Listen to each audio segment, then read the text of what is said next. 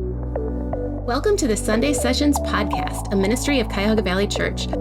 Sunday Sessions is a weekly exploration of some of the most important topics and ideas in Christianity.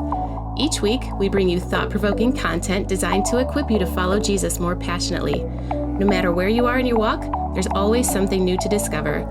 Whether you're looking to expand your knowledge or be challenged in new ways, this is the place for you. Let's get started. Hello, everybody. Good morning. About 98% of you weren't here last week, so I've got to do the little 6-minute introduction about myself because you got to have some idea. I am an old person, and the way that I know that is I now officially can comb my hair with a wash rag, so that lets us know. One of the things I talk about all the time is I went to graduate school with Moses, so keep that in mind. The reason I bring it up at all is that I've been a psychotherapist for 55 years. That is proof of insanity on my part. I just want you to know that. So I've been a Christian for 15 years. So if we do the math, that means that a lot of the time I was teaching people and showing people how to do stuff, I was not a Christian. Okay, now when I first became a Christian, when Christ first invaded me, because that's how it felt, I thought, I should become a pastor, but I was baffled. I didn't know what to do with myself. And a lot of really wonderful Christians in this church helped me figure out what I needed to do to put together the fact that I was a therapist with being a Christian. I am not a Christian therapist in terms of training, but I had to pick up a lot of stuff to do it. Okay, now, when I was a year old, I fell down and cracked my head open. That's a memory that I have that I can't put words to. When I was 6, I was sexually molested by a brother, not my brother, but a brother in the church. I didn't know that. I didn't realize it until I was in my mid-50s, or 40s. So all those years, I had that thing hanging over me, didn't understand it. So that's kind of what we're talking about when we talk about things that happened to us in our past that have a great impact on us, wouldn't even know. That's what's so important. When I look at this, what I'm interested in is that God is in charge of the whole universe. He's in charge of our solar system. He's in charge of our planet. He's in charge of the United States, believe it or not. Sometimes we get confused about that. He's in charge of the couples you're in and your families. He's in charge of you. When we do something like this, where do we start? Is it important to know that the universe is God? Yeah, it is. What people want is, what do we do this afternoon to make my life better? Make sense? You may speak. Okay. So what we try to do in 3 hours, I'm always complaining about hours, always. Whatever time I have, it's not enough. That's how I feel. There was a movie once, and the coach in the movie was talking to his quarterback. And he said, a really good quarterback, they want the ball. That's with me. I want the ball. I want to talk about the stuff that is important. I want to talk about Christ in my life, and I want to talk about what I've gathered all these years. Okay, so what I want to do is start out with the individual stuff. You. In the top of your spine is a little thing about the size of a walnut. And it's the primitive brain that we all have. That's what we started out with. That little walnut on the top of your spine, that little walnut is what goes like that when something happens. Dean did it very briefly when we get activated. That little walnut on the top of our spine reacts. Okay, it doesn't have words. So it reacts according to smell and sound, touch. No words. So it gets transferred in our brain and it moves up the back of the brain and it goes to the center of the brain, the limbic system, which looks like a little octopus that's in the center of the brain. That's where our feelings are. So we get feelings about stuff. And the thing that stuff is, still no words. From there, limbic system, we switch the impulse up until it's right in the front of our skulls. God did this miraculous thing with us right here underneath your forehead. There's an organism that's part of the brain that's 1 cell thick. And it makes us who we are. It's where language starts. All the things that make us human go right here in the front. Okay, now how long do you think that journey takes from the walnut to the limbic system to the prefrontal lobe? How long do you think it takes? Something activates you. How long? Less than a second. Sixth of a second. So if something happens in your life, you have 1/6 of a second to intervene. What do you think? No, there's no way to do it. So we have to figure out, how do we intervene after the fact? Okay, and that's what all of us are about. We're aware and sometimes not aware of the things that are happening, going on with us. We just don't get it. So what psychologists, sociologists, pastors have tried to do forever is figure out, what can we tell people to help you guys figure out what to do with your lives. That's my job. That's what I do. And what I talk about with people all the time is, when they see me, what I'm interested in doing is, there are things that hold you back. There are things that block you. Experiences, ideas. There's things that block us, that stop us, right? We need to know what those are, and very often we don't know what they are. So we need to learn those things. There are also things that God gave you that pull you forward. They're your gifts, the things that God gave you. They're not all fruits of the Spirit, mind you, because I've got one of those as far as I can tell. But I've got a lot of other gifts that God gave me. So when I work with people, what I want to do is help you identify what holds you back, and what the things in you that drive you forward. When you put those two things together, you're moving toward, I think, God. Make sense so far? Okay. About 114 years ago, I may exaggerate. I tell myself a million times not to exaggerate, but I keep to. Long time ago, I was in a workshop, and a guy introduced something that changed the way I think about human beings. He introduced the idea of the drama triangle. I'm going to talk about that now, and that is this. Okay? What happened was, a couple came in to see me. A woman called me and said, I really would like to come in. My husband and I are having trouble. Can we come in as a couple? I said, yeah, sure. So we made an appointment, and she came in by herself. So I kind of peered around her in the waiting room, and I said, well, let's see, he's sick today. Yeah, that's it. He couldn't come. He's sick. That's code, and that code is he's hungover. So I kind of knew that even before she sat down. So she started telling me about what her life was like. And within 10 minutes, what I knew was, this guy's an alcoholic. And she told me the story. The story is that they were both attorneys, very wealthy, very prominent, very good at what they did. That's good, right? So what happened was, he decided one day that he was going to celebrate one of his victories. How do you think he did that? Yeah, well, yeah. He went out one Friday night after and celebrated. He loved it. He felt wonderful doing that. Since I'm an alcoholic, I've got a lot of years of recovery. I can identify with that. The euphoria that he felt was so important to him that he thought, And he began to do it more regularly. Then it was once every other week, in addition to the every Friday. And then he added a day, and they added another day and another day, until it turned out he was drinking almost every day. And what started to happen then was, he started not doing things at home that he should have done.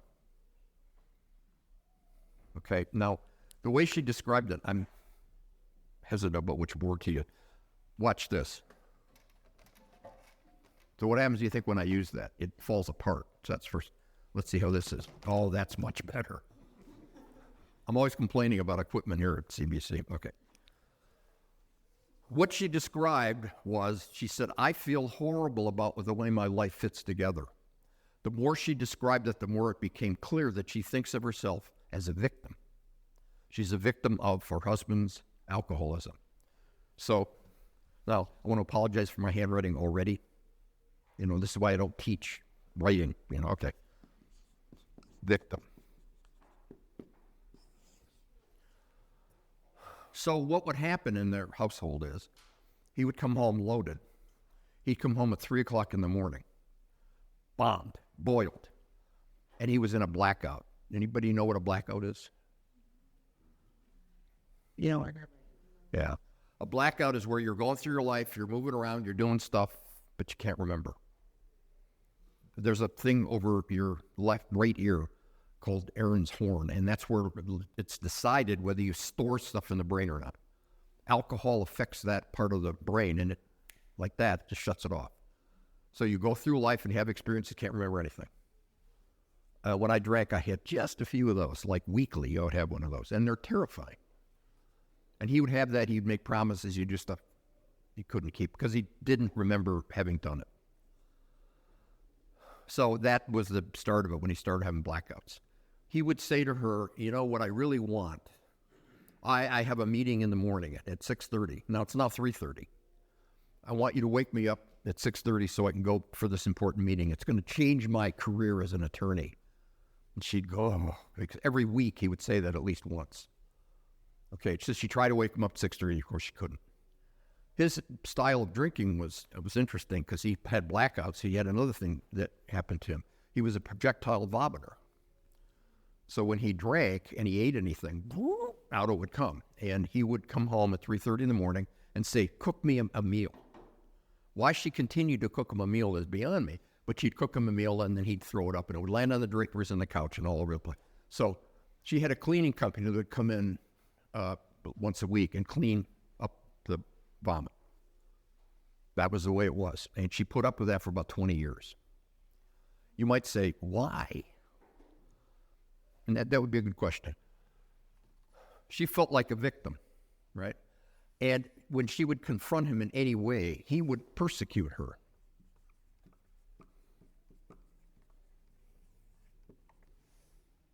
Like, how dare you talk to me that way? I'm the responsible person in this one. And he'd do that, and she'd go like that. And then she'd go back to feeling like a victim.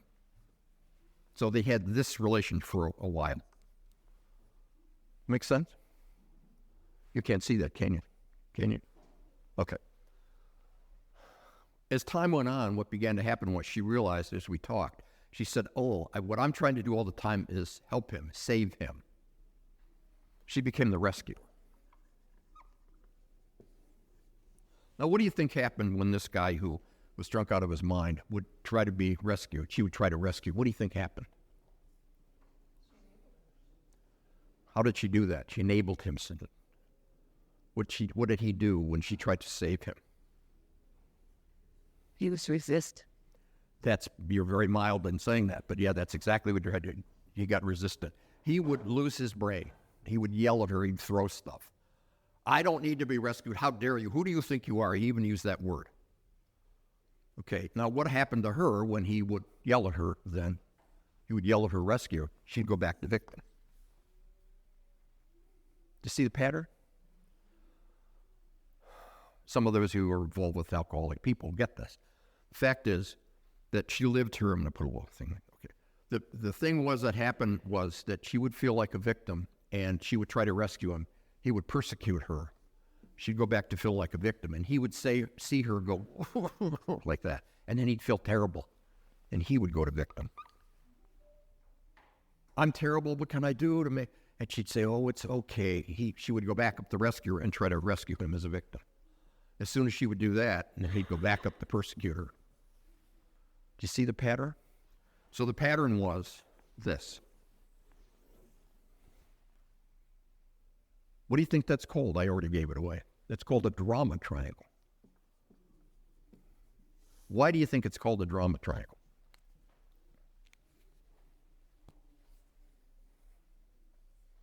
You may speak. Never ending.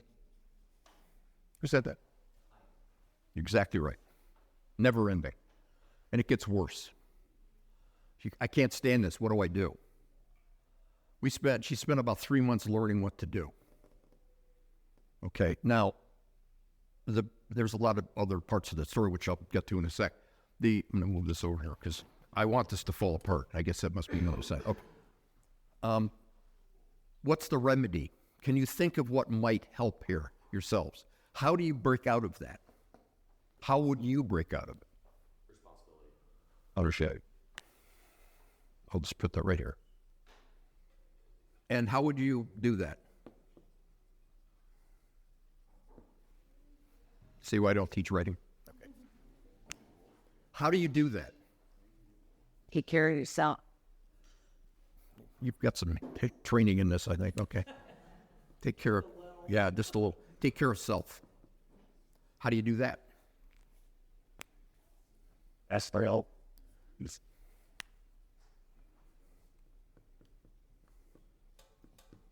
Separate. Sometimes you need to do that. Absolutely. You mean separate yourself physically and separate yourself emotionally? Okay. You have to do both, right? What else? Your needs. My needs. Now, let me take off on that point a little bit. You're right. In Christianity, who are we supposed to take care of? Everybody else. Now, we know that's not true.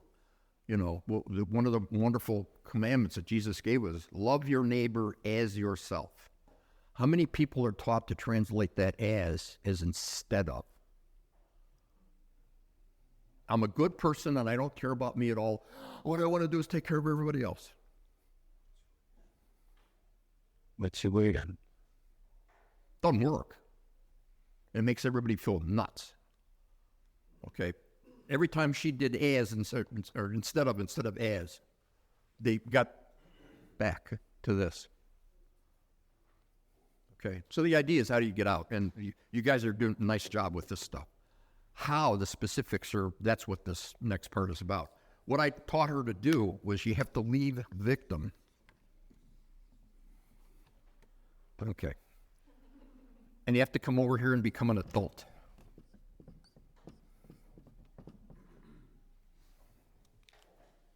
How do you do that? The sports of studying. It's Sure. You need support. Very good. What else? I'm sorry? like activity. Okay. So what you're starting a list of these are the things you can do instead. Good. Like you can do sports, you can take a walk, you can... Studying, teaching. Okay. Okay, so you do self stuff. That's a highly technical psychological word, by the way. Stuff, okay. You're right. What else? Invest in the relationship with God. I'll just put God. We'll know what that means. What else? If you've been in this, see, this doesn't have to just be alcohol. People with mental illness problems, with drug addiction, all kinds of addictions create this. Codependency creates this. Okay, codependency is, boy, is it difficult to even talk about codependency. Codependency is where I have a belief, and the belief is I should care more about your happiness than my own. Then I'm being a good Christian. You might hear some sarcasm in my voice. We have to do both, right? Take care of ourselves as we take care of others. But the idea then, when I become adult, she asked me that question, what is an adult? How do I do that? What are you talking about? We spent months, literally months, once a week, we talked about what does it mean to be an adult in that relationship. We finally came up with a bunch of stuff we thought made sense for her. One of the things that she needed to do, she discovered, was not cook him food at 3 a.m. If she wanted to quit cleaning puke off of the draperies. When he said to her, you have to get me up at 6 o'clock in the morning, and he was completely drunk out of his mind, she knew she'd never be able to do that. So she had to figure out a way to say, I can't do it. I've tried, but I can't do it. So she set up boundaries. Anybody dread that word? It's so important to be able to do that, set up boundaries. The more I love my wife, the more I need really great boundaries, not less. That's something that confuses people a lot, I think. And second, this is kind of a little parentheses in the middle. The reason I'm doing this is the last 2 weeks, every client that I've had in the last 2 weeks, every one of them has been dealing with boundaries issues. You know, the couple that they got a kid who every time they say something to him he doesn't like, he punches a hole in the wall. Well, that's nice, isn't it? So they're talking about what do we do and how do we set it? We're afraid to set boundaries because when we do, he, kind of pushes against the boundary and he sometimes hits his mother. I said, have you called the police? Oh, no, we could never do that. Why not? He wouldn't like us. I said, do you think he likes you now? Well, yeah, he's our son. Yeah, okay. So we have to do sometimes things that are very difficult to do. Okay, so, and I want to talk to your point because you're exactly right about that. We need to find God in that. What I believe is that when I'm here on this drama triangle, I can't get at God. I can't hear him. I can't speak to him. I can't pray to him. I just can't because I'm so overwhelmed with what happens here. So this for me is godless. Guess what we're going to find over here? Another triangle. It's like a shark fin. Up here is the role of parent, and down here's the role of child. Okay.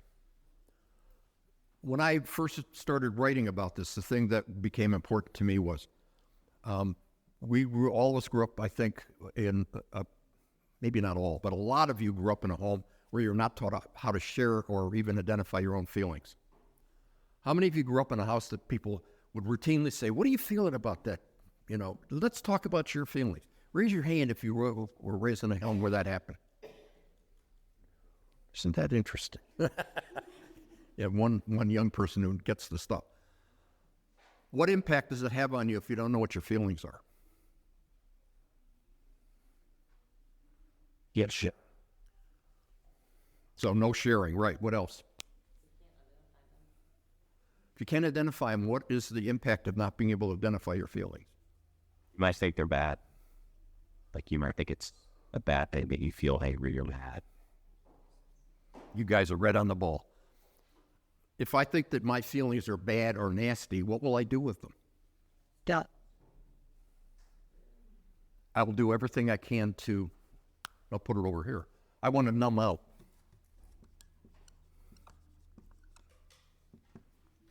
Anybody feel like that? Sometimes you just want to numb out. We find things that can distract us, like drinking.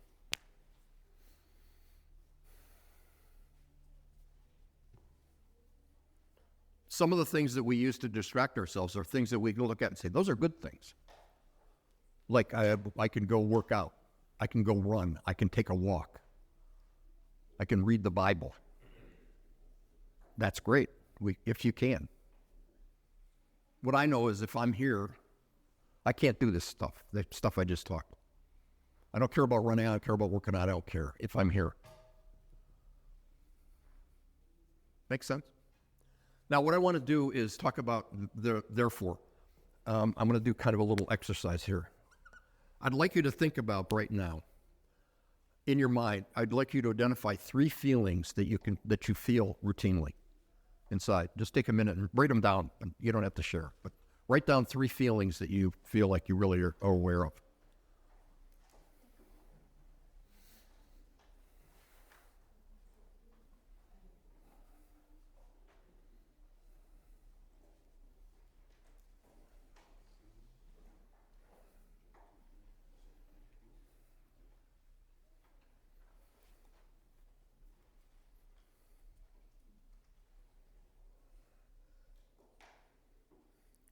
You're all writing. How many of you find this really difficult to do?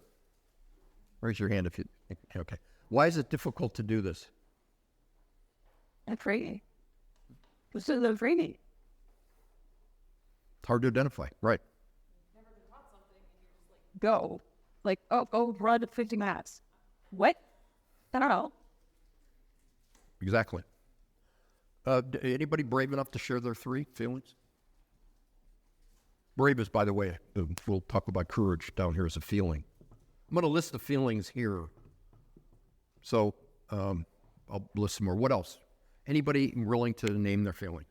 Some. I promise I won't hit you with a hammer. Yeah, I wrote down joy, anger, doubt.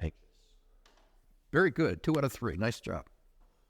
Joy, mad, we'll make it easy. Anxiety is over here.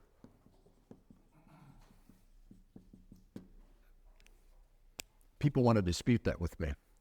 Anxiety is a thought and a feeling combined together. Okay? Some more? Anybody? Happy, great, disappointed. Happy, was it one? Great, disappointed. Did you say great? Yes. Okay. I don't know where to put that at all, but I'll put it over here. Nice going with happy. Most people don't get that. And disappointed's over here.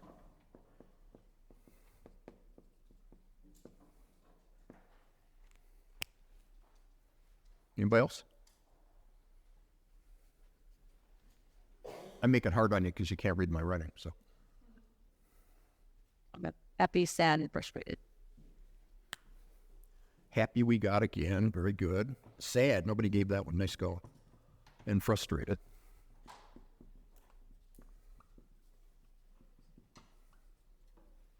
One more. 3 more.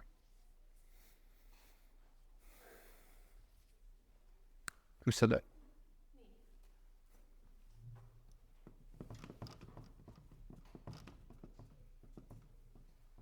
What else? Do you have angry?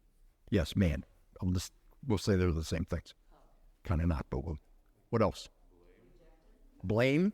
Very good. Over here, but very good. Rejected. Overwhelmed. Overwhelmed.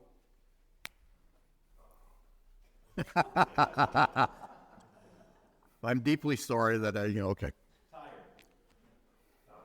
That's not.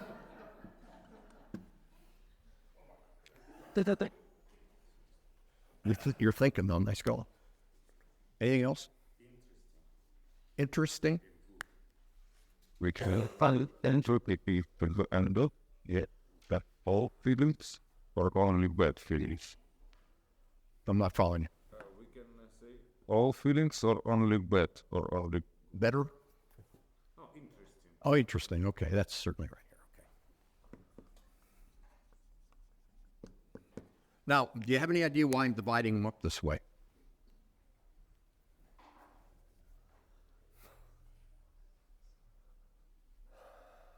Primary and secondary? Nope. Nice try.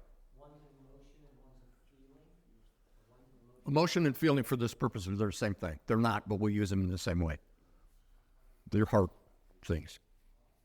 Keep one more and then I'll talk about it because we're out of time, as always. Tolerance of the feelings that are Say that again, louder. the feelings are what you feel. The drama is the byproduct of not processing your feelings. Okay, that's good. That's good. Let me get to that. Nobody ever, when I do this, nobody ever does this. Shame and guilt. Anybody here real happy about sharing shame and guilt? First, what's the difference between shame and guilt? We use them interchangeably. What's the difference? And that guilt back to that. Say it again. Shame is I am bad, or guilt is I did something bad. I'm amazed. I might fall down on the ground. Most people do not get that. Nice go. Shame then is about who I think I am or aren't. Guilt is what I do or don't. Now, why is that important distinction? Weird. Very good. But we feel that way. Now, the thing about this pattern is this. When I experience shame and guilt, I get to use a different color marker. It's heaven for me. When I experience shame and guilt, what I end up doing is I doubt myself.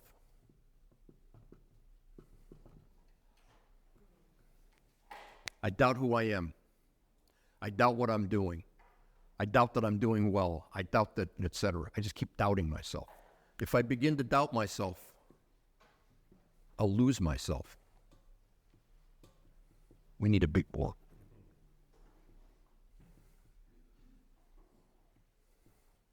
Do you understand how, if I begin doubting myself, I'll end up losing myself? Does that make sense?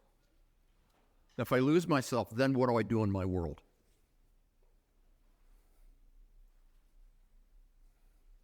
You're not really real. You can't. And I have no idea what to do. So what'll happen is, as you said, what I'll end up doing is I'll start doing this stuff because I can't admit to these things.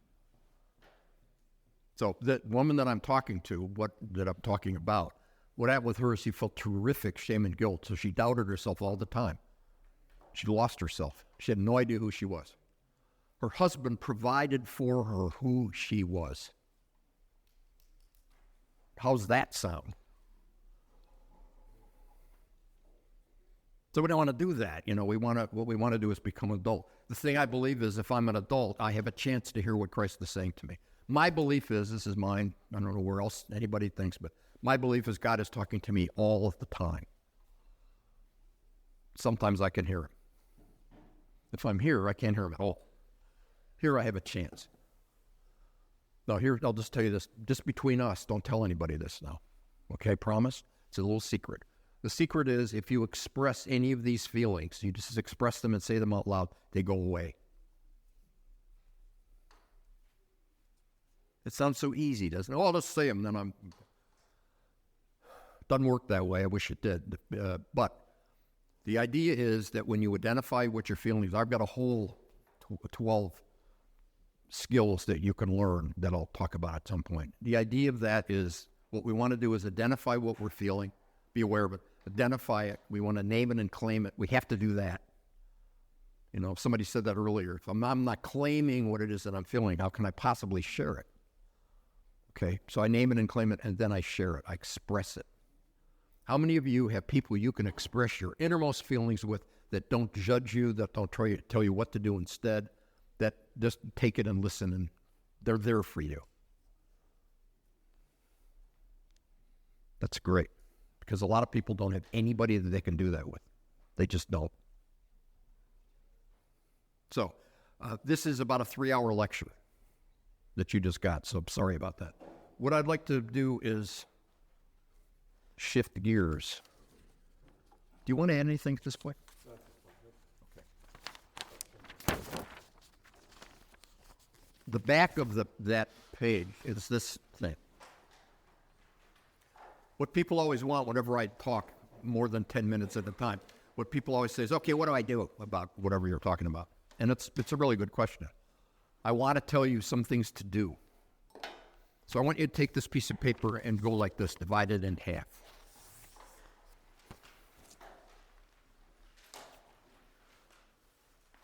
And I want you to look at the side that says being responsible for others. Now the top, like a lot, talk about the behaviors that we develop when we're being responsible for someone. Look at that list. We fix, protect, rescue, save, take care of, do for others, take over, rush in. Oh, no wonder I got my glasses. Okay. Correct and criticize, judge. I do it instead of waiting. I react, I dictate, etc.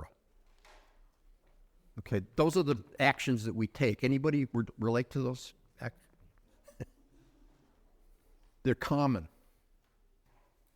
Now, it's just that they're bad. It's that if you think about it, doing those things has a result, because doing those things puts you over here. Okay, if you do those things. Now, what are the feelings that you get? Here's a chance for you. What's your name? Just a chance for some of the things you said. First one, overwhelmed. We feel overwhelmed, boxed in, trapped, inadequate, hostile. You get it. Those are the things that happen inside us when we do the behaviors that are involved with, we say we're responsible for someone else. Being responsible for somebody else is rescuing them. Does this make sense? Flip it over to the more desirable side. If I'm being responsible to other people, same deal. The top ones are the actions, the behaviors that I do. Pray, listen, I'm aware, identify, experience my feelings, communicate, and share, and so on. Can you identify with this list?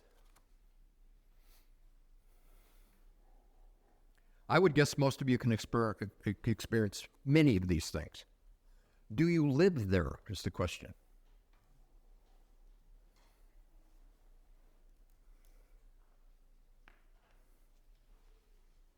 What the feelings are that you'll get if you're living there is peaceful, concerned, free, open, detached, mad, sad, shame, guilt, happy, joy, scared, hurt, and proud.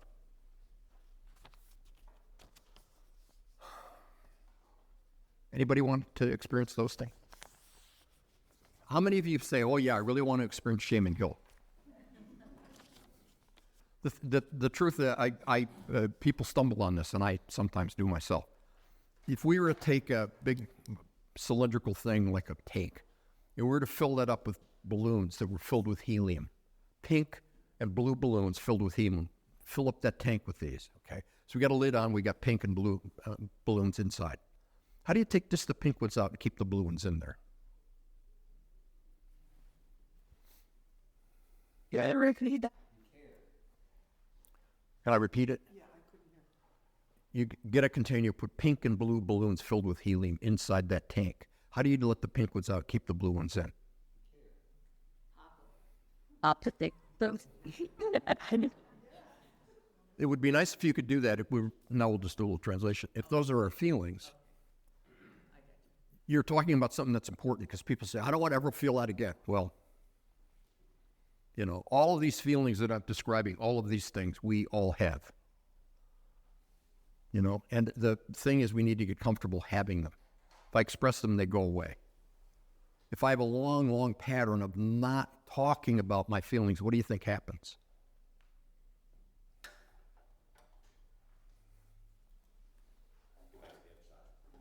Sorry? You're right. If I am mad, let's say I'm mad at Dean. I'm not, but let's say I was mad at him. And I don't want to share, I want to talk, I don't want to do it because it's scary for me. So I say, I'm not going to talk about it, and I try to push it down. How are you at pushing down your feelings? How's that work out? So what happens is, it's a real interesting phenomenon. I morph them.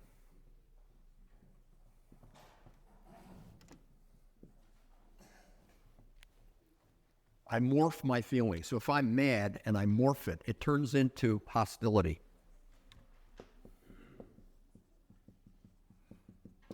And resentment and bitterness and so on.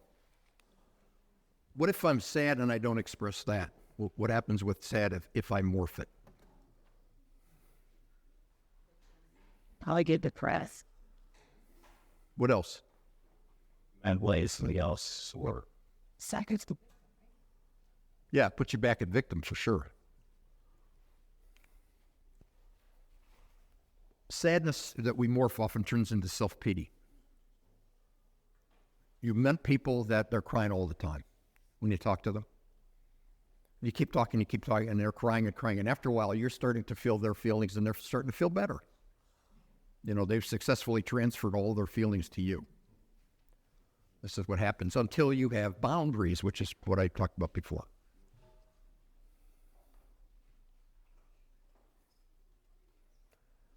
Okay. Yeah. You picked two Unpleasant emotions. You've taught me that there's no such thing as good and bad emotions, but there are pleasant and unpleasant. Right. Do pleasant emotions morph if Yes. you don't acknowledge No. them as well? So if I don't acknowledge That I'm happy. What does that turn into when I take drama? That's a good question. One of the things that happens if I'm really happy and I don't express that happiness, it dissolves. And very often what I do is give myself a bad aftertaste. bad what? Aftertaste. Jan. Express this right. That when you have a relationship with a person, I mean, it's a two-way relationship. So you could be in the adult part of it, And the other person, like this damage we're talking about, they may quite got herself together. Introspection and going to God and praying and all that.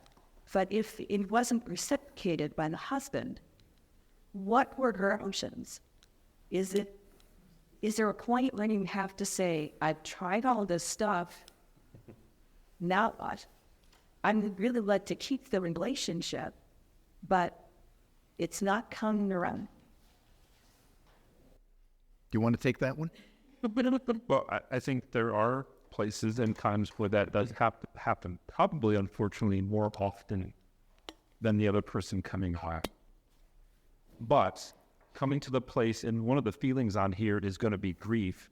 Being able to grieve the fact that that's where the relationship is at has to happen, and you take care of yourself. And then Walt's going to talk more about this next week. Then we need to detach swiftly. Does that make sense? So I was talking to a lady, praying with her just before here. Her husband had a severe mental health issue. They're no longer able to be together.